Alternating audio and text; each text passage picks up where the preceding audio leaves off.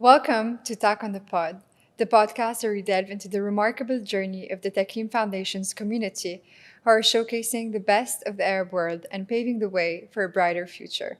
I'm your host, Andrea. This is a story about movement, about what happens when you slow down enough to see the world for what it really is. Today's guest, Samer Abou Hamad, has spent the last 3 years doing exactly that, cycling from Boston to Beirut across 5 continents, 60 countries, and more than 70,000 kilometers. What began as a personal challenge, a quiet question of could I, quietly transformed into something much larger, a journey of endurance, discovery, and profound reflection. Along the way, strangers became teachers, borders became lessons, and vast landscapes turned into mirrors of the human spirit. From corporate America to the deserts of Africa, from the southernest point of the Americas to the mountains of Lebanon, Samer's journey reminds us how deeply connected the world is when you slow down enough to feel it. A recipient of TAKREEM America's Cultural Award, his story speaks to the power of movement as a way of understanding the world. Tune in for a conversation that takes us across continents and cultures, and what the road revealed to Samer when he decided to take the long way home. Samer Abou Hamad, welcome to Talk on the Pod. Thank you for having me. How's it going, Andrea? It's going good. It's Groundhog Day here in New York City. Yep. There's no better way to start the conversation by setting the context with this map right here. From Boston to Patagonia, from Norway to South Africa, and from Australia to Beirut, you've biked over the past 3 years, 75,000 kilometers through 61 countries. Tell us more about this remarkable journey. Yeah, I mean, it's a lot to unpack, but yeah, I left from my hometown in Boston and went to Ushuaia, which is the southernmost point of South America. That took 1 year. And then I decided to keep going. I went from the top of Europe in the North Cape in Norway to the bottom of South Africa. That took about 9 months.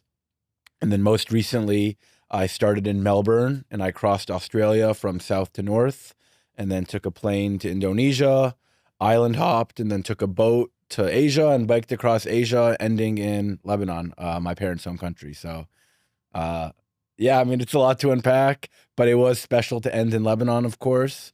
And yeah, here we are in New York now. So I feel like I'm living in a alternate universe now after all the time on the road, but happy to be here with you and to share maybe a bit more about the trip. So Take us back to the very first beginning when you first got that idea. How did your relationship with biking start, and who were you right before you decided to leave? who was I? Well, I to back up, my interest in biking started a bit around COVID. Prior to COVID, I was working in New York City in real estate, finance job, and COVID, I think, like for a lot of people, gave me a lot of time to think about what I wanted in life and what made me happy. And so I was itching for something more. And so after the explosion in Beirut, the port explosion on August 4th, 2020, a few weeks after that, I ended up quitting my job and moving to Lebanon. And that's where I discovered my love for service and had an opportunity to reconnect with my roots and my parents' birthplace and live with my grandparents and discover the country. But biking was a big part of that because I discovered biking during COVID and I met a few bikers in Lebanon. And then before you know it, I was exploring the whole country by bike, going from Beirut to over the mountain passes into the Bekaa and into Bsharri and to Wardi and the Cedars and Shuf in South Lebanon. And so that was my first entry into biking and like discovering new places with bike. And I really fell in love with that when I was in Lebanon for a year and a half. And when I moved to Lebanon, it was supposed to only be 3 months and work a little bit of nonprofit. And that turned into 3 months, turned into 6 months, turned into 1 year, turned into a year and a half. And so, yeah, I would be working at Offre Joie, which is an NGO, and we helped rebuild a part of the Carantina neighborhood in Beirut. I would be doing that 4 days a week, and then I would bike the 3 other days plus another. So I was biking and volunteering, basically, and I fell in love with that routine. But while I was living in Lebanon, I read a book of a bike traveler who biked around the world in the early 2000s. And he actually biked through Lebanon too, which is really cool. But that's what opened my mind to biking as a form of travel. And so that's what gave me the idea. And, what I really love about bike travel is, I've always loved sports, and I fell in love with biking, and then I've always loved traveling. And bike travel is like the perfect intersection of those two activities because, yeah, you're obviously using your body to get places, but the travel aspect is what's really unique too, because with a bike, you're going slow enough to, or fast enough to cover distances and get places, but slow enough to really take in the areas you're going through, both the landscapes, you're feeling every hill and every downhill, but also discovering the cultures and the people in a more, I think, unique way than any other form of travel. Because with a car, you're skipping over a lot of areas, and buses, you're just going from tourist area to tourist area. But with a bike, you're seeing everything in between too. And so once I read that book, I flew to France and rented a bike and did like a 2-week trip by myself around France. And I rented a bike. I bought the cheapest tent I could find. I borrowed a mattress from a friend, and I did 2 weeks in France. And so after that trip, I was like, all right, I'm going to do this bigger trip to Australia or to Argentina. So my plan was just to do Argentina. It wasn't to bike the whole world. And so, yeah, it started like that. And then I finished that first trip and I realized like, this is my calling, I love to do this and I'd want to keep the momentum going, and there's no better time than now. And so I just like kept it going from that. And then that turned into the 3-year trip you described. So that's how I got into biking, a long answer, but Take us back to that very first trip when prior to setting off from Boston. How did you prepare both physically, knowing, logistically where to sleep, what to pack, to even mentally? How did you handle people's projections, both encouragement but also doubt? yeah, I say it's easy to, like, looking back, the hardest part is really starting. It's taking the first step, and you don't need to be great to start, but you need to start if you want to be great.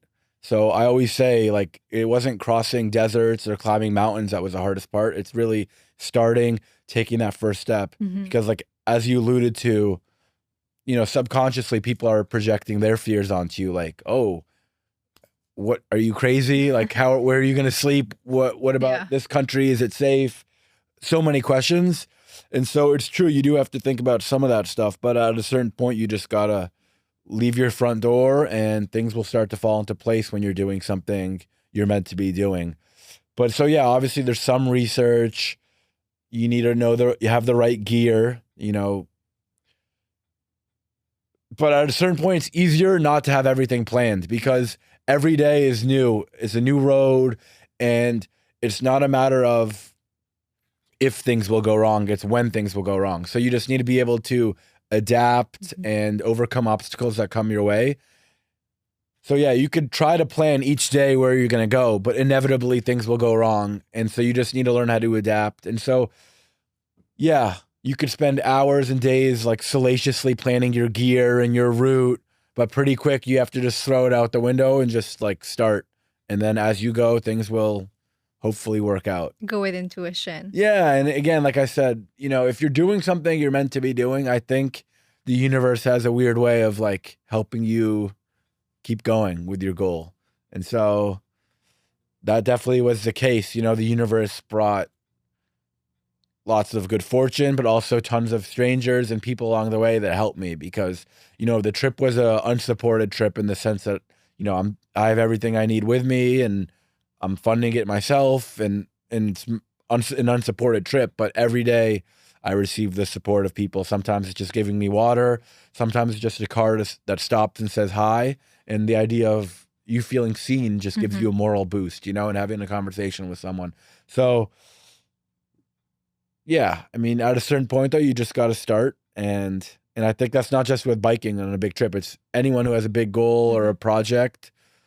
You just got to take the first step. And I think that's the hardest part. So I want to zoom in on one of the micro moments of your trip, which became a lot of those little encounters along your journey that you did share online. And I remember watching your stories when you first took off from Boston that very first day, and you were documenting the tent setup, the spot that you were picking. Yeah. How did that very first night feel? How did you rate what a good spot is? There's a few things. I mean, there's a practical element. So it's like, do you have protection from wind or rain if it's bad weather? You want flat ground if you're setting up your tent. You want, I mean, then there's bonus things like, do you have access to electricity or like an outlet somewhere? And then there's also, is it beautiful? Do you have a nice view? Those are all extras. But yeah, you're mostly looking for, or also, is it out of sight? Will people find me? Will it not? So there's lots of aspects to a good spot. But ultimately, yeah, you just develop instincts and you follow your gut. And also you realize pretty quick in terms of safety, like more people are scared of a bearded, smelly cyclist lurking in the shadows, setting up their tent as opposed than I would be of them, you know? So you learn that it's not too hard to figure stuff out. And also that's the things I just mentioned is if you're looking for wild camping spot, but sometimes in small areas, you just knock on a door and you say, hey, where's a good spot that I might be able to set up my tent? And half the time they'll tell you a good spot. And then the other half of the time they'll be like, oh, come to my house. You could sleep in the yard or you could sleep in my children's bedroom. They're not home. Yeah. So again, it's a bit of, each day is new. But I think the flexibility of traveling with your bike is you have everything with you. So you could put your stuff down somewhere, or you could find a cozier area, and then there's also a few other like apps that cyclists, like a cycling network of hosts. So other cyclists who have done other trips like me, when they're done traveling, they'll be hosts for other cyclists. So people, yeah, welcomed me. It was retired professors, young travelers too hosted me, family, friends of friends. And obviously the power of social media too. Like some people would message me saying, oh, I have a friend in this town. Like, let me know when you get there and you have a spot to stay. So it really was a mix of everything, just figuring it out, sometimes on the fly, sometimes people reaching out, sometimes using one of those apps I mentioned. So there was lots of resources, but you learn to just figure it out too. As you go. As you go, yeah. Your bike was your home or shelter, as you say. Yeah. You packed all of your life or whatever you deemed necessary into a few bags. How did living with that sort of simplicity do to your sense of freedom and happiness? And I have a nice follow-up to that. When you strip away all the things you think you need, the comfort, the routine, the status, what do you think is truly left of a person? Oh, good questions. So the bike, I mean, I always joke that the bike when I'm on my trip is, yeah, my home. Like you said, it's my car, it's my trainer, it's my doctor, it's my therapist, it's my friend, you know, all in one. Because, you know, when you're biking 6, 7, 8, 9 hours a day, people always ask, like, what are you thinking about? And I don't really know, but I just know my mind is like untangling. So that's why I like to say, you know, it's a physical thing, biking too, but it's also mental. And that's why I said therapist too. It's just your mind is working in weird ways and untangling itself and having an internal dialogue. And so the question was, what's it like having everything with me? Yeah, it is a certain freedom too, because you're able to adapt to any circumstance. And yeah, and when you're traveling alone too, you make the rules. If I'm hungry, I stop and eat. If I'm tired, I stop. If I'm feeling good, I keep going. You know, you just beat to the beat of your own drum. And I think that is a freeing feeling when everything you're doing is just for yourself. Maybe it's even selfish, but you know, there's very few moments in life, I think, when you're in your day-to-day here in the States now, there's just so much more to consider, at least for me. But being on the bike was so free because everything I have is with me, and you're just with the open road, and each day is a new road. So you're not even seeing the same stuff two times in a row. And yeah, I mean, 'cause you realize too, like how little we need to really be happy. You know, with a bike, it's just if I have water and food, I'm happy. If I could find a cool shelter with some of the things I talked about, it makes me happy. Mhm. And then mostly your mood ends up being like the weather. Like if it's rainy, you're like, oh, this is gonna be a tough day today. Or if you have a headwind, Yeah. you're like, all right, like I better buckle up. Today's gonna suck. But besides that, you know, if you have water, food, shelter, you're happy. And you learn that for yourself when you're biking, but you also see it when you interact with other communities in less fortunate parts of the world, where sometimes the kids with the least are the happiest and the most smiling. You know, I think of parts of West Africa, like in Guinea, for example, and many other places, but Guinea, kids would be with a old tire and a stick and just be pushing an old rubber tire with a stick next to me while I'm biking. You know what I mean? And like they were some of the happiest kids leaving school, chasing me, you know, yelling white man, or whatever the translation would be in whatever country I was.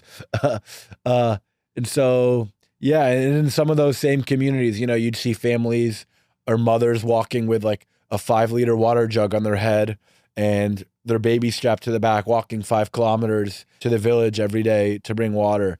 And it just puts in perspective. I mean, I think that's some stuff we're always taught is like, but it's one thing to see it for yourself too. So, you know, when I'm back home now and you could just turn on your faucet and run a hot shower for 20 minutes, you realize, wow, like that's not the norm in most of the world. Yeah.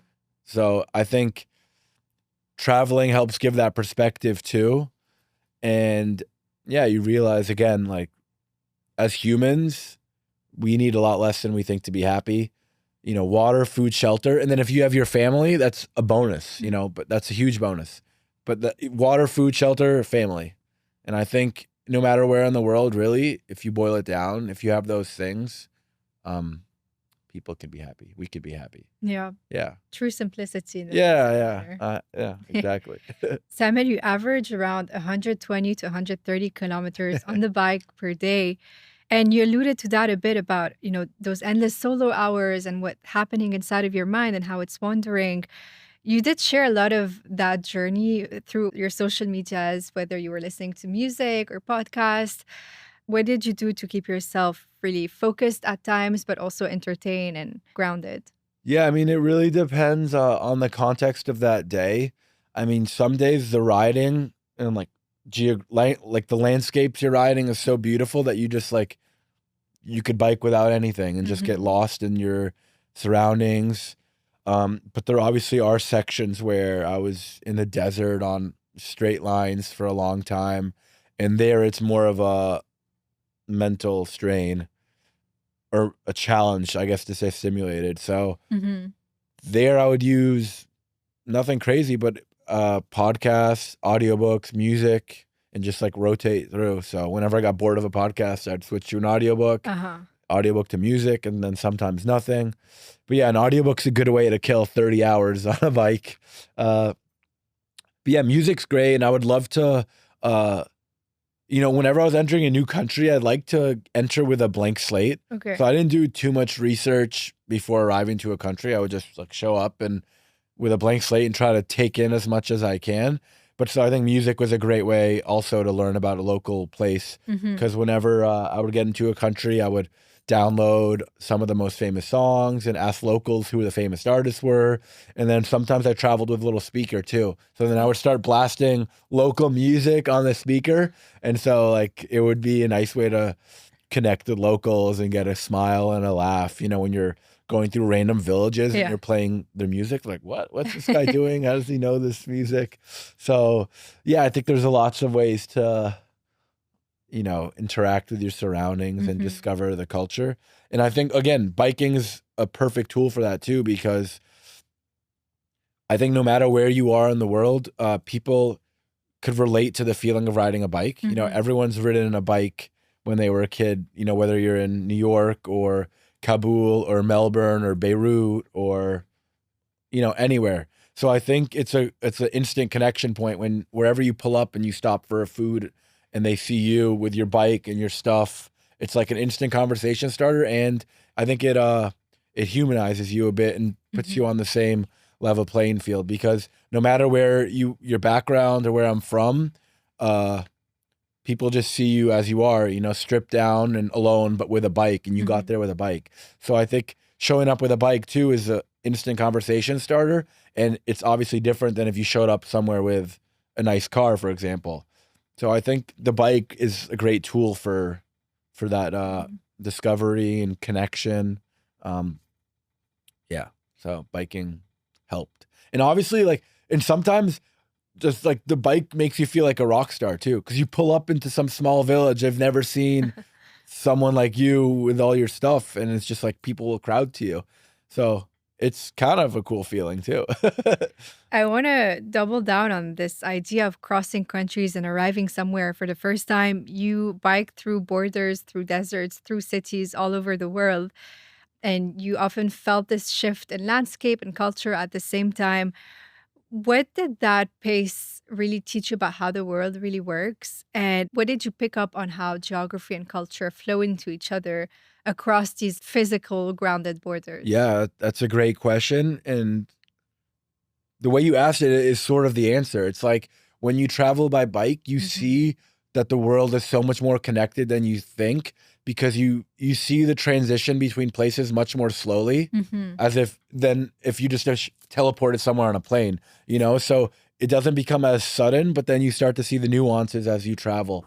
So for example, like a good example is when I arrived from China into Kazakhstan, and I arrived to Almaty, and geographically where Almaty sits is right between Russia to the north, China to the east, and then you have Central Asia and those cultures there. So if you're in Almaty, you could see someone looks part Russian, part Chinese, part Uyghur, and it's reflected in the way people look, but also the food. You have a mix of all these cultures all in one place. And I guess I'm using that as an example, but it translates anywhere. Like a Chinese person isn't that different from a Kazakh, and Kazakh isn't that different from a Kyrgyz.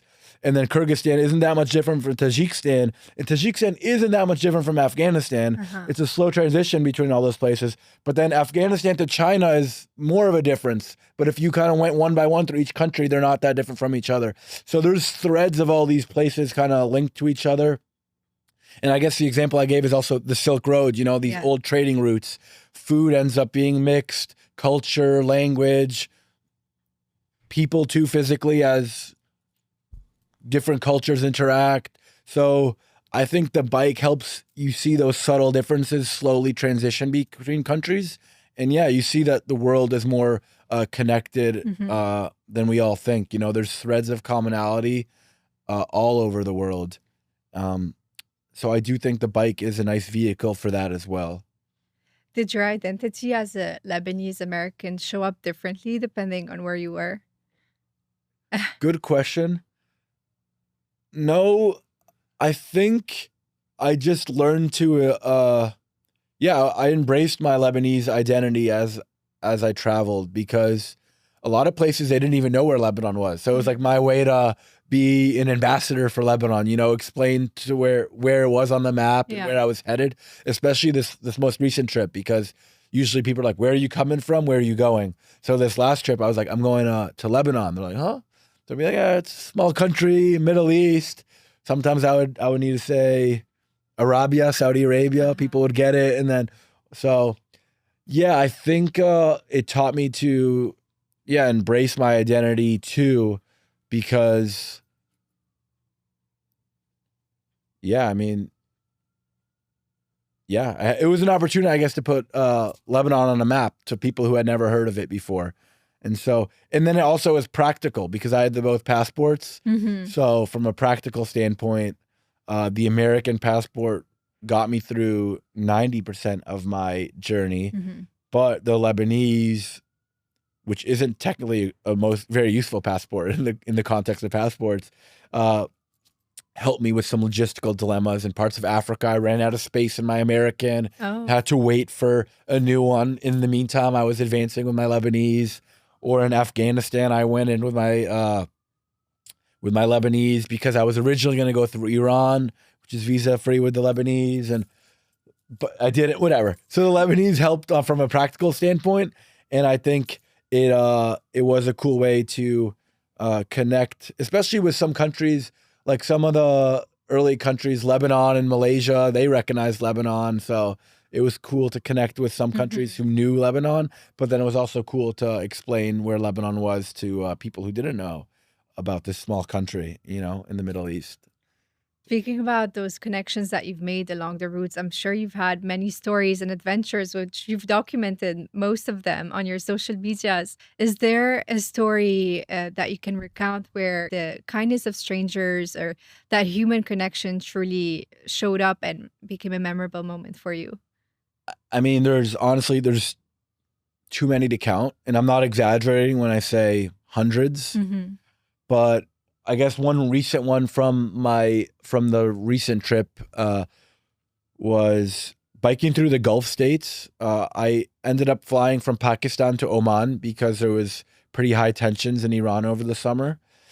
And so it was July and August in Oman, UAE, and Saudi, and I'm trying to get to Jordan, Syria, Lebanon. So it was the hottest time of the year. Each day was 120 degrees or over 40, 45. So I ended up having to bike at night if I wanted to get through that section. And so in Saudi, I remember a guy stopped as I was starting my ride. So it was still a little bit light. The sun was going down. He stopped and gave me water, and we had a nice conversation on the side of the road. And then he said, hey, I live in this town 500 kilometers away in Dammam, Saudi Arabia. He said, when you get there, here's my number. Everything's taken care of. So he gave me his number. I got to the town 3-4 days later, and they keep me in the chalet. So a bunch of brothers had a chalet they would all hang out with every day. They got me there. I stayed there 2 nights. They bought me the full galabiye. They got me a Moroccan bath, massage, haircut. They wouldn't let me pay for a single thing. And so then I ended up staying with them for 2 days. So again, like this guy just stopped on the side of the road to give me water, and it turned into like an awesome cultural exchange. I got to see how all these guys lived, and, was able to ask questions about how daily life is in this part of the world. So yeah, those are the moments that really make it a fun experience, because like I said, biking's cool. You get to see different landscapes, but the more you travel, the more you realize it's just as much, if not more, about the people you meet than the places you see. And so, yeah, again, the people every day who would stop for water in the Saudi desert, or in the outback, or in the Namibian desert, even in the most remote areas, you'll find kindness of strangers. And so, I think that's really the secret sauce of my whole trip is, sure, there was a physical aspect and a logistical aspect, but none of it would have been possible without human connection. And I think in the world of AI and growing technology, I think it's important to remember nothing will ever replicate human-to-human connection and what comes from that, So that was certainly the case for me on my trip, interacting with people from all over the world. We're all more similar than we think, and yeah, people are kind. 99.99999% of people are good. Good. Yeah. Totally. Did you encounter any country or city that totally defied your assumptions prior to the trip? Well, I'll just say high level that cities are the area where I would have to be the most careful on my trip. A, because of cars and traffic, and B, in terms of safety, like that's where there's a higher likelihood of maybe getting robbed or things going wrong. So I definitely crossed some crazy cities. Mexico City, city of 25 million. Lima, city of 14 million. Lagos, city of almost 20 million. Kinshasa, city of 18 million. Jakarta, city of 20, but metropolis of 40 million. But cities that surprised me, I mean, biking through Kabul was like a blast to the past. I felt like I was in the 80s. Oh, wow. So that was a cool city to discover and just walk around. And I mean, I loved walking through Fez and some of the Moroccan cities, through the narrow streets. It's hard to pinpoint one, but I will say maybe, oh, actually, I have one. Yeah, Chengdu in China. Mhm. China was like a revelation because, at least growing up in the US, there's sort of like a cloud of mystery around China. And so to go through that country and experience it for myself was wild. And it was diverse both from the geographics and mountains and desert and snow and tropical, Mhm. but also, yeah, the cities. So I biked through Chengdu, which is the fourth or fifth biggest city in China, but it was so clean. The entire buildings itself are billboards. So like we'll change colors Like and LED billboards. yeah, like the whole building would be lighting. So for example, it'd be like a beer cup filling and it would show the beer filling on an 80-story building. And so, yeah, just seeing the infrastructure in China was pretty impressive, and food was good and it was cheap. And yeah, people are nice and super technologically advanced. So we would be using a translator, but you could like ping pong a translator. So despite the language barrier, you're still able to develop a human connection, I thought, more so than some other countries. So yeah, China was a great surprise, and Chengdu was a cool example of what a modern Chinese city looks like. Uh, yeah, and Karachi, I guess, in Pakistan was also like sensory overload and chaos. So yeah, a lot of places really. But it was great to end my trip in Beirut, a city I was familiar with, and family was there waiting for me. So it really was a full circle moment for me to have discovered biking and my passion for biking Mhm. and human connection during my time in Lebanon, and then to end my trip in Lebanon too. And also, like, as I was going through those Gulf states and Jordan and Syria, the reappearance of Arabic as a way to communicate was really cool. And even though my Arabic isn't perfect, I took like immense pride when, even through my broken Arabic, someone in Saudi would be like, "Oh, you must be Lebanese," or someone in Oman would recognize my accent. So I took a lot of pride in that. Uh, and yeah, I felt the love in all the Arab states as I was kind of on the last leg of my trip. Was really special. And I felt like, yeah, people embraced me extra there. You alluded to an interesting point about connection and how it happens through language or the absence of it Yeah. when you can't communicate within the same language. So, tell us a bit about how you were connecting with people when you didn't speak their local language. Well, part of it is music would be an example. Food would be an example. Because even in some parts of China, or all the time, but I just think of in my head, some stories from China come where they'll just invite me to your table. So we're not able to share any Mhm. language, but food, smiles, thumbs up, and then yeah, you learn sort of sign language too. So when I'm looking for somewhere to sleep and I don't speak the language, Mhm. where can I put my tent to sleep? Where can I eat or drink? You find ways to play a game of charades to overcome the language barrier. And then, yeah, I don't know. I mean, it sounds corny, but a smile goes a long way too. Sometimes you don't even need to speak. It's just waves and smiles, and that's enough to keep propelling you forward. So, yeah. I would love to know what changed in you along the way, and when did this whole journey stop feeling like a trip to accomplish and more like a way of life? Good question. Well, I would say one of the reasons I started the trip is I'd seen lots of adventurers and loved reading books on adventure. And I always thought I could do something big and hard.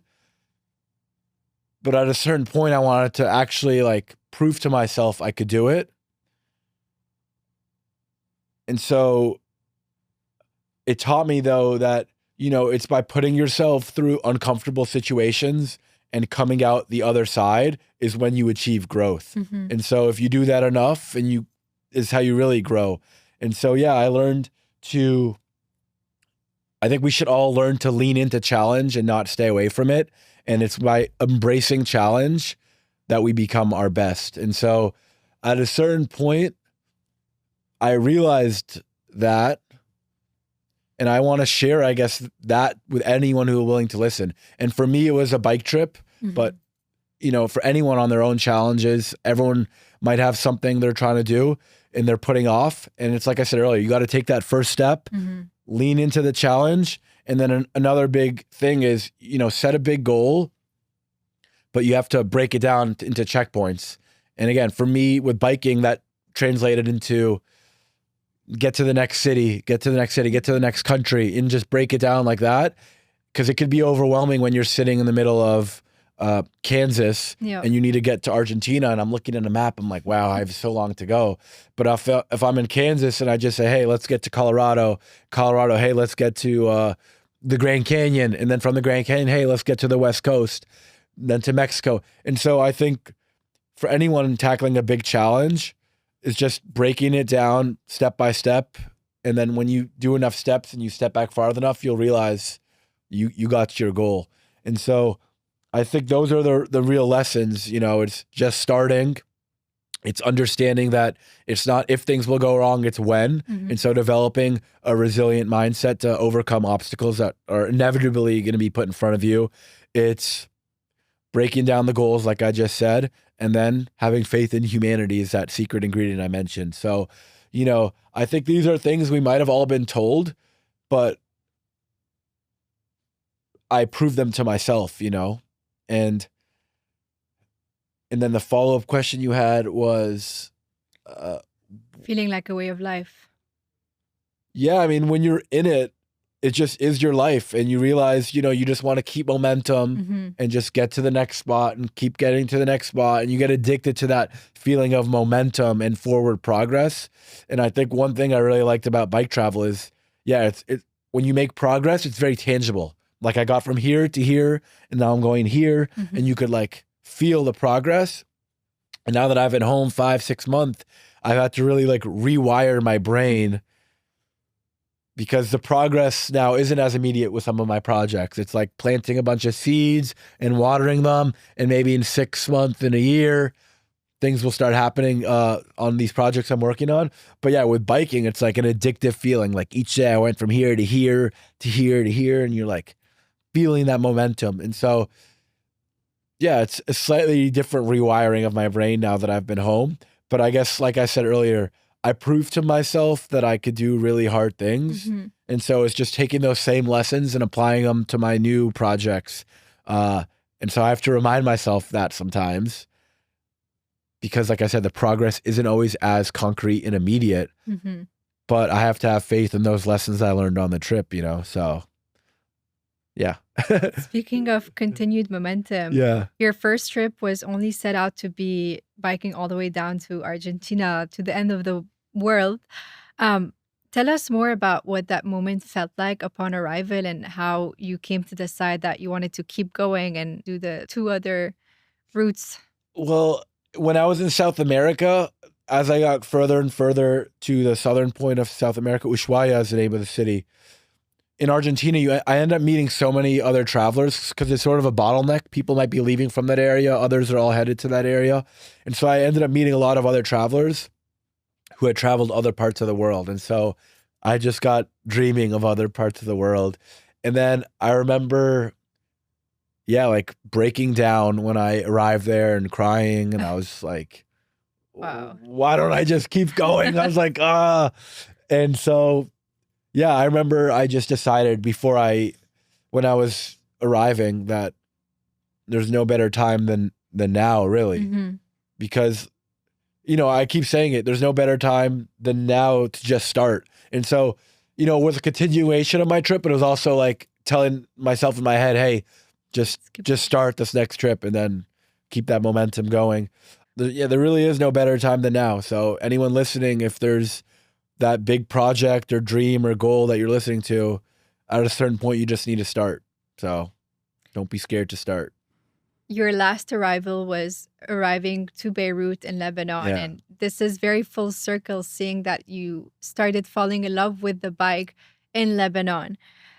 Tell us how it felt just arriving to Beirut after that third leg of the trip. And, did it feel like the end of a humongous journey or more like a return to who you were when you first fell in love with biking? Yeah, good question. I mean, the really special moment for me was I entered Lebanon, and instead of going right to Beirut, I climbed up to Sharde, Hmm. and from Baalbek, from the backside. And that was a climb I had done a few times when I was in Lebanon. And in my head from so long, I was like, I'm gonna end up at the top and see the cedars, and that's where I want to go before Beirut. And so actually arriving there was when I broke down when I was in Lebanon. Oh. Yeah, and it's usually the hardest roads that lead to the most beautiful places, and that's both literally and figuratively. So, climbing up that mountain to the top was like everything, all the memories from everything I'd overcome to get there, like came flooding back to me. And also the fact that I was climbing this steep hill too is hard. And so all that kind of led to me breaking down when I got to the top. Hmm. And when you're at the top of that mountain pass in Lebanon, one side you could see the Mediterranean Ocean on a nice day, and on the other side you see the Bekaa Valley, and into the distance Syria and the ground I had come from.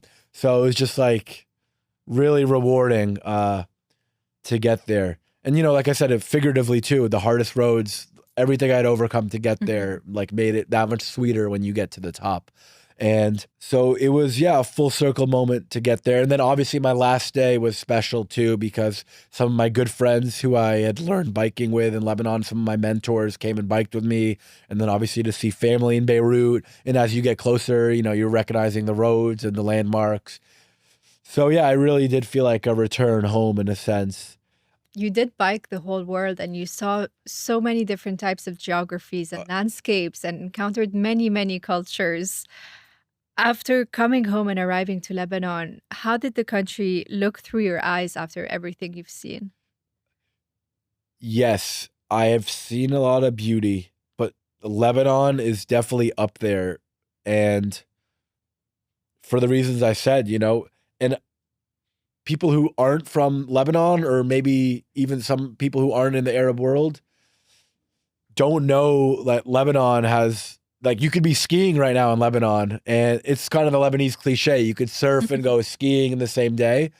But that's one thing I did try highlighting through my social media, and a video I'm working on now is about my arrival, is highlighting the beauty of Lebanon, because you're right. I've climbed volcanoes in Indonesia and crossed the Andes in Peru and seen Patagonia and the Alps. But Lebanon is like a special place where, you have a coastline and mountains, and, whether you're religious or not, like Jesus was walking these lands many years ago. So there's a certain like spirituality and history to the area, and it's like such a special part. So yeah, I get goosebumps even thinking about it. But Lebanon is one of the most beautiful places, both physically and, obviously my familial connection to the land makes it that much more special. So, and I hope one day to be able to bring people from all over the world to come bike in Lebanon or just see Lebanon. But I'd love to bring people on bike trips to Lebanon so they could see firsthand, the beauty we're talking about. And I know you've been, you've obviously seen, I'm sure you'd agree, like how Yeah. epic Lebanon is and the beauty, and yeah, it's special. And I grew up in Massachusetts, and I always like to tell people, to give people the context of how small Lebanon is 3 Lebanons equals Massachusetts. Wow. So when I tell my friends in the US, like, you could go skiing in Lebanon, but it's a miniature country, and you have history, and you have some of the best food in the world and the friendliest people. Like, so I love, I'm obviously biased, but We the do best have it country in the all. world. We have a lot, yeah, to be proud of. So Samir, through most of your trips, we did peek you wearing a shirt that says never stop. yeah. Tell us more about where that phrase come from and what it represents to you after everything you've lived through.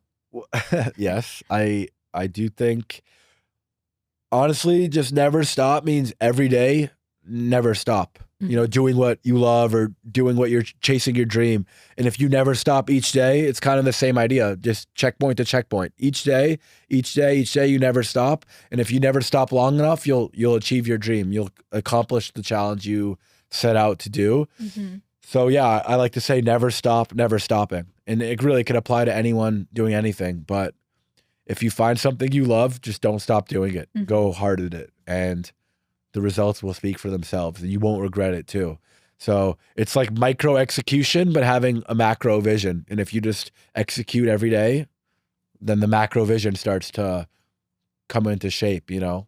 And so, yeah, don't stop. They can't stop us. And then, yeah, that's the other thing. No one could really stop us but ourselves. Yeah.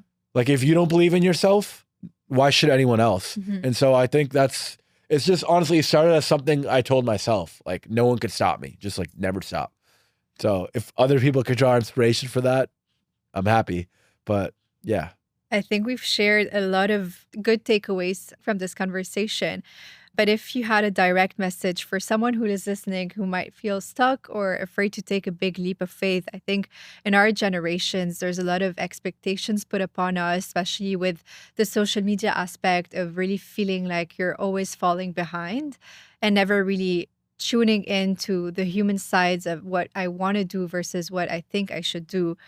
What would you tell them after living through this journey, not as advice, but more of like truth of life? Well, I gave some of the advice, but if I was speaking to like a younger version of myself or Mm-hmm. the younger generation, I would just say, especially here in the US, it's like high school, college, job, get a mortgage, Mm-hmm. kids, right? That's sort of the blueprint. And I would just say, don't be scared to break out of that if you have a dream that doesn't fit into those boxes. So yeah, like, and I would say when you're young, try lots of things because you don't know where or when your passion will come. Because for me, biking, I didn't discover as a hobby or passion until 26, 27. So it's like, try lots of things. You never know what you'll fall in love with. But once you find that thing you love, like go hard at it, lean into it, and then embrace challenge. You know, I think if you avoid challenge your whole life, you're not testing yourself and you're not growing and you'll be complacent. And so find what you love and find a way to challenge yourself with that hobby and only good could come of it. And so, but I won't pretend I have it all figured out either because like coming home now for me has been a challenge too. And how do I combine my passion into a career? It's not obvious, but I would regret never giving this a chance either. So yeah, find your passion and find a way to do it and find to do what you love every day because I think you won't regret it. You've accomplished what most people would deem impossible. What is next in your journey, and is there a new mission that's calling you? Well, it's a few things. I think I alluded to some of it, but yeah, I want to empower others to embrace challenge to become their best. And so, you know, whether that's people biking or tackling other challenges in life, you know, I want to encourage people to lean into the challenge. But also, yeah, like specifically with biking, I'd love to inspire others to discover this mode of transport and travel. And I think it's sort of like a candle. You know, if I could light a candle and inspire one person to do a trip and they inspire another, it's a way of me traveling through other people without doing my own trips. But I do have other goals and other parts of the world I'd like to discover. You know, I didn't hit East Africa. I didn't do, you know, maybe Boston to Alaska could be cool. There was some countries I had to avoid this past trip, so I'd love to bike through Iraq and Iran. And then more short term, I'm entering an ultra distance bike race in March, and so we'll see how that goes. So yeah, that's my new way of challenging myself now is some of these projects, ultra distance, and yeah, and I'm working on a book, so stay tuned for that. Hopefully, I could share some more stories and lessons from my travel too. So yeah, I'd like to obviously keep biking. I think biking will stay a big part of my life, whether it's my everyday life commuting or other trips or developing a community around bikes, but biking will always be a part of my life. But yeah, just in finding new challenges to keep going. So we'll see how things go. So many ways to experience the So world. many ways. But yeah, I'd love to, just inspire others to bike or just tackle your dreams, take that first step towards challenge. Samer, I would love to switch things up and kind of wrap it up with a rapid fire round of questions. Let's do it. Let's ask some Let's fun do it. questions where you can answer a word or a sentence. Yep. Tell us more about the hardest day on the bike that you can recall. Ooh, the hardest day. I mean, there were a bunch, and typically the hardest ones do end up being the ones you remember the most. So I guess one that comes to mind is right before the Kyrgyzstan to Tajikistan border. Mm-hmm. I am climbing a hill and get stuck in a snowstorm. But when you're biking up a hill, your body's able to stay warm. But then I got to the top of the hill and I'm sweaty, but I'm also in the snowstorm. And so I had to descend to the next village, which is 20 kilometers away. But I was basically the coldest I've ever been.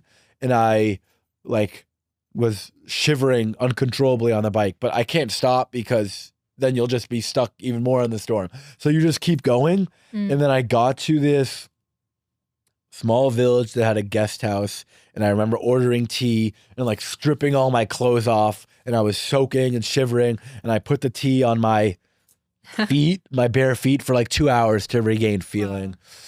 Wow. So I'm not sure if there's a lesson there or what. I think you don't stop at the challenge. You can't stop. You can't stop at the top, right? You got to keep going. So that's a hard one. I mean, the elements are always hard. And I guess the hardest stretch, though, was, I would say, the Gulf states. Biking through the night. Even at night, it's 40 degrees, so it's hot and mentally tough. So that wasn't rapid fire, but the elements bring hard moments, too. What is the most beautiful place you've rode through? It's hard to pick one, but the Andes, the Peruvian Andes, are epic because you're at high altitude. You're seeing more alpacas than humans for days on end, and it just makes you feel really small. You round a corner and you're surrounded by 20,000-foot mountains. You don't know the name of any of them, but you're there alone. Whoa. And then you round another corner, it's new mountains, and you'll look and you'll see alpacas and no humans. So the Peruvian Andes is beautiful. The Moroccan Atlas Mountains are beautiful. Special shout out to crossing the Sahara too.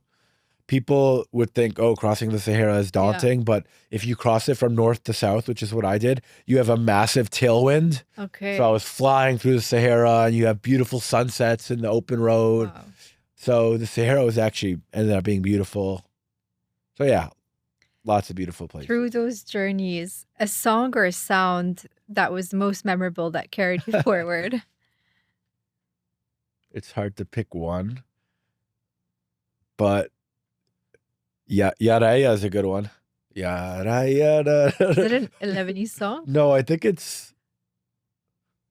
he's Moroccan, Algerian. Oh. I mean, some of my most played music is pretty corny. Let me think. You need to drop the playlist. I have the playlist. Ed Sheeran. Okay. Taylor Swift. I loved actually a lot of the West African music I picked up. Yaraya is a good one. And I loved a song called Zina too. Oh, yeah. You know it? That one I do. Yeah, those are some of my most played. Nice. What are the top 3 apps that were most useful for you on the road? I mean, Google Maps, I would download the maps offline. Uh-huh. Spotify for music. And then there's a really helpful app called iOverlander. Okay. And that's crowdsourced information from other travelers. And so someone will be like, hey, I camped here. And you could see it on the map where they camped. Oh, there's a water access here. There's a family here that's really helpful. If you knock on their door, they'll probably let you sleep with them. So it's other travelers that have given really helpful information for some spots. Is that 3? And then the translator app is a good one. Mm-hmm. You can keep going. Yeah, I mean, there's so That's many. The useful trains, tips. and then there's other more niche map apps that I would download. WhatsApp is good, but that's pretty generic. So yeah. One meal you'll never forget. Great question. Well, I could give a crazy one, and then yeah, in Argentina, they're known for their barbecues. And so I was at a campsite one night trying to go to sleep, and these guys were making so much noise. So I was like kind of annoyed and pissed because I'm trying to sleep. So I kind of come out of my tent, but they killed me with kindness, and they like brought me to their barbecue. And one of the guys had killed an armadillo earlier in the day, like with a slingshot. And so they were roasting the armadillo, and they fed me the armadillo brain, which was, I guess, a big honor. So I had armadillo brain in Argentina. That was a good one. Did you look up the health benefits? I don't, but it was all buttered up, and so it didn't taste too crazy either way. But yeah, lots of special meals. Like in Morocco, it's couscous day every Friday. Oh, wow. So people would put you in the circle, and you're eating the couscous out of a shared bowl with your hands. In Guinea too, I remember my first day in Guinea. This guy on the side of the road brought me in, and it was rice, sauce, and fish. The same thing you're sharing with your hands around a table with a family. In China too, shared meals. So I guess the meals, sometimes you remember them because of the armadillo or the weird nature of the food, but it's also the group you're with. So those crazy Argentinian guys that were partying, the lovely Chinese family that sat me down. The kids were doing homework, and they didn't let me pay. Yeah. Couscous in Morocco. So yeah, those are the meals I remember. The people too. Is there one country you'd want to go back to tomorrow, let's say? Lebanon. Yeah, good answer. I have a 10-year Chinese visa, so I definitely want to go nice. back to China. Pretty But yeah, useful. honestly, so many countries. And there's so many countries I haven't seen that I'd love to go, like pick off one-on-one with a bike too. Like Mongolia, I didn't hit. Japan would be epic. Iran, I mentioned. Sri Lanka. So some cool countries I haven't biked through. I would love to keep going. And then there's people I would love to bring people to some of the areas I biked one day on some sort of tours or something. Tajikistan, the Wow. Pamir Mountains. I would sign up. I'll hold you to it. Yeah. So yeah, there's some. I mean, the beauty in the world is endless. Angola, that's the wild card. I haven't mentioned this interview. Like, there's a place in Angola called Calandula Falls, and it's one of the biggest waterfalls in Africa. But it's kind of off the beaten path. So I'm there as a tourist, and I'm the only one. So it's like being at Niagara Falls and being alone. It's like, wow. So Angola would be a cool one. Pretty nice. Yeah, I mean, the world is filled with beauty around every corner. Yep. And you just gotta look for it sometimes. So Get off the screens. exactly. Even in your backyard, if Yeah. you look for it, it's there. So Totally. yeah. Samer, let's wrap this up with one more question. If you were to summarize your 3-year journey in one single sentence, what would it say? I would just say, like, biking is a metaphor for life. And you're going to have ups and downs with a bike. You're going to get to the top of the mountain. It's going to be amazing. You're going to have a descent, which is almost a reward sometimes. But then you get to the bottom of a valley, and it doesn't stop there, right? You have a new mountain to climb and a new challenge to set. And so I would just say, yeah, that biking is a metaphor for life. You just got to keep going. You'll have some ups, you'll have some downs. But you can't just stop, or else you're just going to be in the middle of the road stranded, right? You just got to keep moving forward. So Absolutely. pedal stroke by pedal stroke, step by step, keep going, and the sky's the limit. So Well, thank you so much for being here with us today and sharing your incredibly inspiring journey. thank you, Andrea, for having me. To many more, I hope. Yeah, inshallah, inshallah. Thank you, Samer. Thank you, thank you, thank you.